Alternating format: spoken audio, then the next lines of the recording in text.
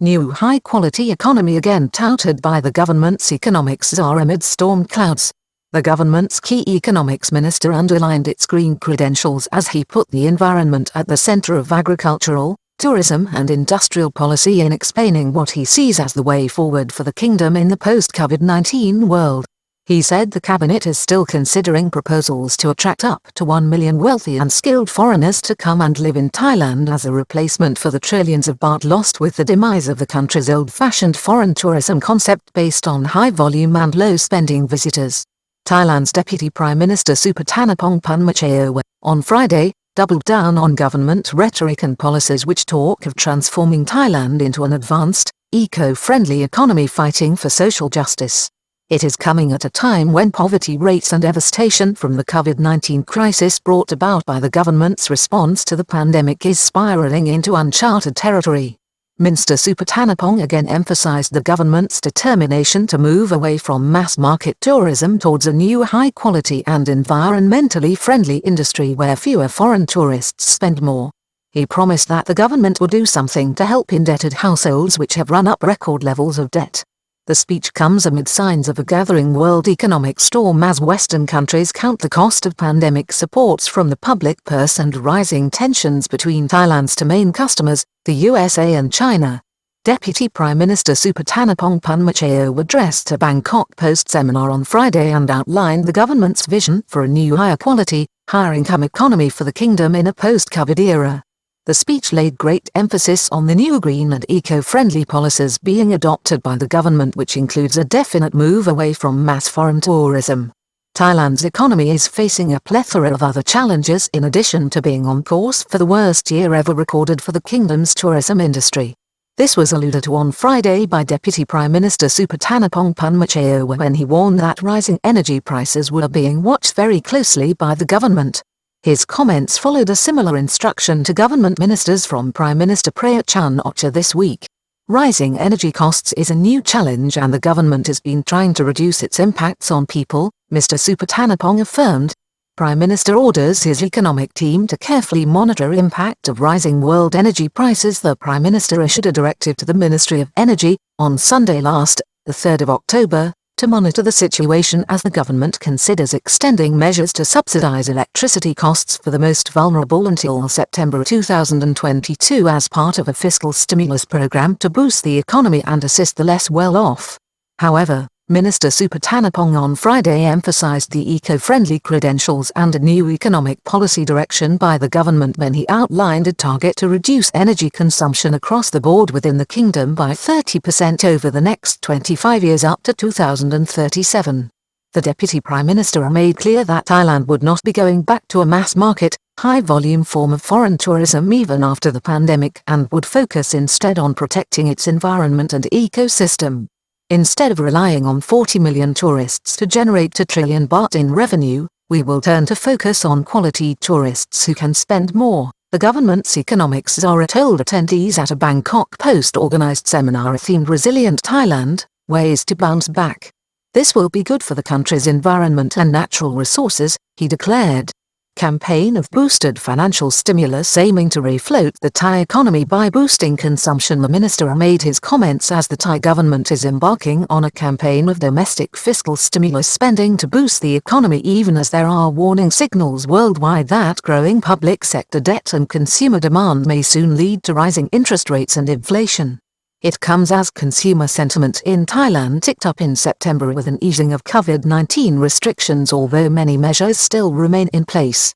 The current global economic situation is already leading to a strengthening of the US dollar as analysts believe that the Federal Reserve will have to move, in short order, to raise interest rates and bring an end to a long-running era of easy money in the United States, even as politicians in Washington, D.C. moved on Thursday to pass legislation aimed at lifting the debt ceiling to facilitate further borrowing by the U.S. federal government. This is coming as Western governments, with far higher levels of debt to GDP ratios than Thailand, in part due to generous pandemic support to their populations and the economy, are now facing the prospect of quickly tightening economic policy to stave off inflationary pressures as consumer demand starts to boom. Weakening baht will create inflationary pressures but could well be a boon for tourism and exports. This has contributed to a weakening baht which, while it may create inflationary pressures which will again hurt the less well-off in the kingdom, will also stimulate demand for Thailand's exports and potentially for inward tourism if the kingdom properly opens its borders and removes its burdensome restrictions on entry. Last week, the Bank of Thailand predicted that the Thai currency would remain volatile and had the potential to depreciate quickly. On Friday, it was quoted at 33.8 for baht to the US dollar, and compared to the last day of 2020 when it dipped to 29.80 baht against the US currency, this represents a 13.5% drop in value in 2021. So far, the economy is facing many downside risks in the fourth quarter, including anemic domestic consumption and disappointing foreign tourist arrivals. However, based on export gains and government stimulus activities, most forecasters, including the Bank of Thailand, are projecting marginal growth for the year of between 0.7% and 1.2%.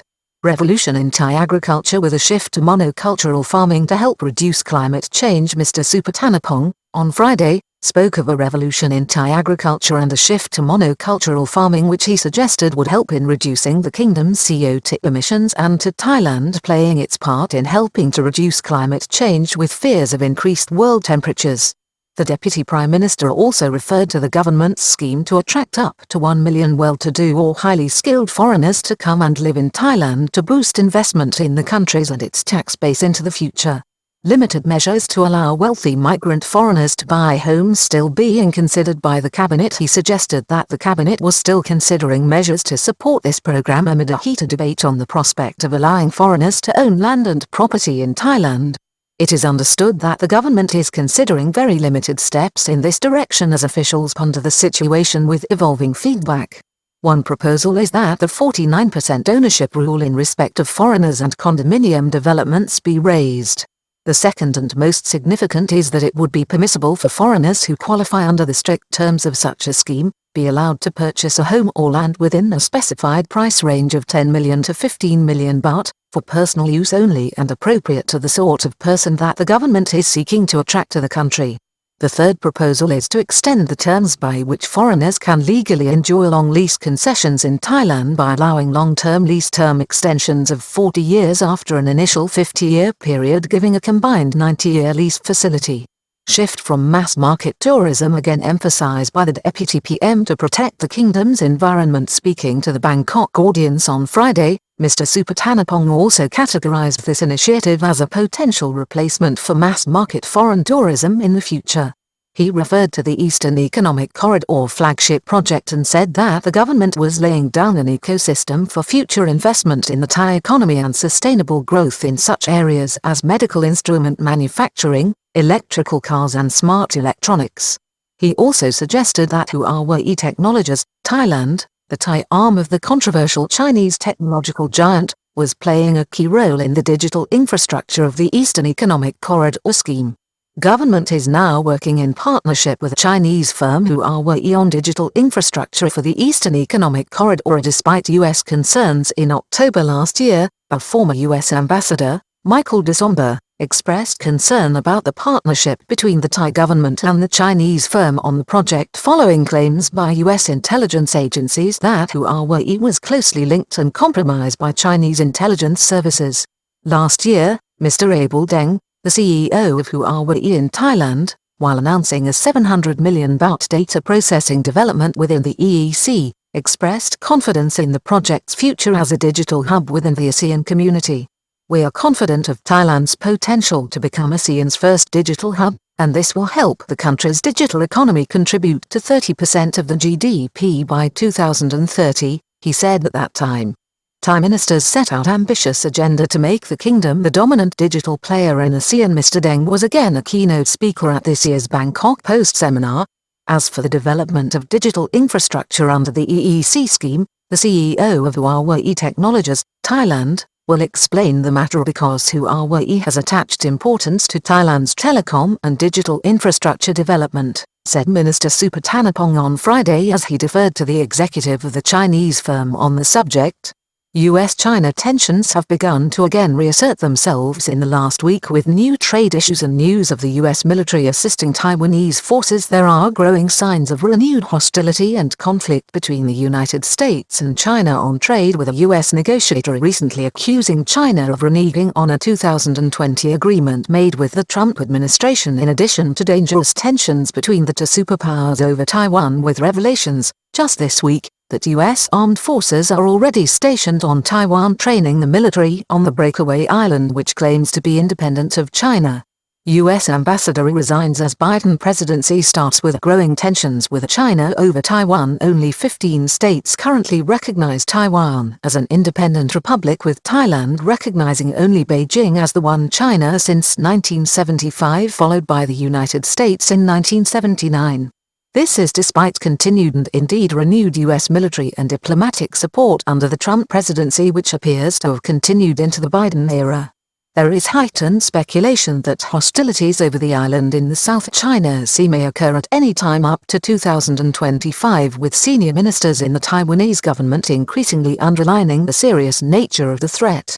Global supply chain problems emerging and rising shipping costs as the world economy cranks up. The present uncertainty is added to by global supply chain problems as well as renewed concern about inflation, with rising oil and shipping costs as the world economy cranks up, as the COVID-19 threat appears to be receding slowly. Despite these concerns, investors in Thailand remain bullish and are more concerned about advancing the country's vaccine rollout and the effective reopening of its borders to international foreign tourism. Inflation is another ball that Thai planners will have to watch and juggle going into a highly uncertain 2022. Inflation appears to be gaining ground and is on target to be between 1.4% and 1.8% in the final 3 months of the year. The rate hit 1.68% in September, just after a marginal decline in August, aided by government stimulus and support measures to ease the pain of the ongoing lockdown measures introduced in June and July. For the third quarter of 2021, the rate was 2.36% from last year, amid a consensus that it is something that will need to be watched. Thailand received a fillip this week when S&P Global Ratings, S&P, reaffirmed the kingdom's sovereign BBB+ rating and kept its stable outlook guidance for the Thai economy going forward. Household debt to be tackled, says Minister Supathanapong, to lighten the burden on families. Concluding his remarks on Friday, the Deputy Prime Minister referred to Thailand's chronic problems with household debt, an issue the Bank of Thailand has listed as a priority to be tackled and which most senior economists admit is impairing any prospect of boosting domestic consumption. Minister Supathanapong talked about the government's commitment to fighting social injustice and suggested that ways would be found to lighten the burden on such households. Many said household debts account for 80% to 90% of GDP. But this is a result of a long accumulation of figures. GDP figures have now declined because of COVID-19. But we are looking at ways to ensure justice, he stated. This year, Kasikorn Research Center, the research arm of the leading Thai bank, reported that household debt in Thailand in the first quarter had mushroomed to 14.13 trillion baht, or 90.5% of GDP. According to the Bank of Thailand, it is the highest level in 18 years, but the environment, right now, is far less benign than it was in 2003.